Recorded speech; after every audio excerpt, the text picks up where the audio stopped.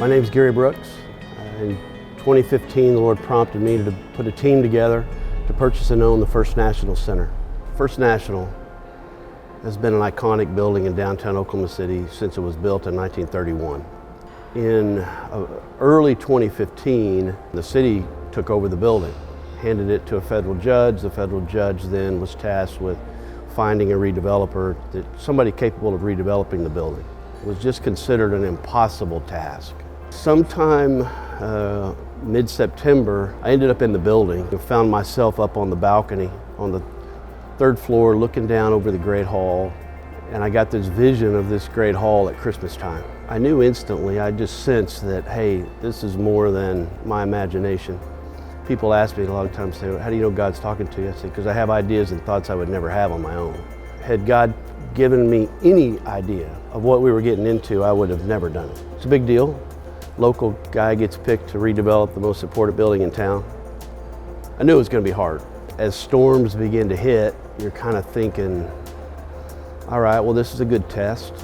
And so I'm journaling daily what's happening, and the Lord begins to really give me scriptures. Well, this starts going on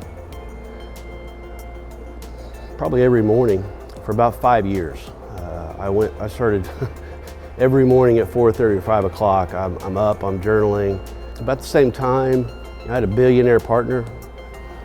We're both going to be personally guaranteeing 100% of these loans, which you never want to do as a developer, but we knew we were going to have to do that. 106 banks turned us down. Nobody's going to touch this. So by November 2019, we're spending $500,000 a day, 7 days a week with no loan. By that time, I'd sold almost everything I owned. I remember telling the Lord, was this the plan? In that process, I began experiencing God in a way that I had never experienced Him. One day the Lord said to me in my journal time, He just said, hey, this whole thing is all about me and you. I'm going to take care of the building. I'm going to finish the building. I told you to do it, so there's no way I'm not going to finish it. And it was probably mid-2020. Still didn't have financing. I was I was actually on my knees by that column. I said, Lord, I need $187 million. He said to me, you're not ready, which was a shock because I had spent everything. I literally had committed everything to the project. So I said, look, just whatever you got to do to get me ready, just do it fast, because this is really painful. In fact, he said to me, while I was on the floor, he said, that's a breath for me, right? Like, I don't even have to say a word for $187 million. He said, I create 1 billion stars with a word. I just need to breathe. But you aren't ready.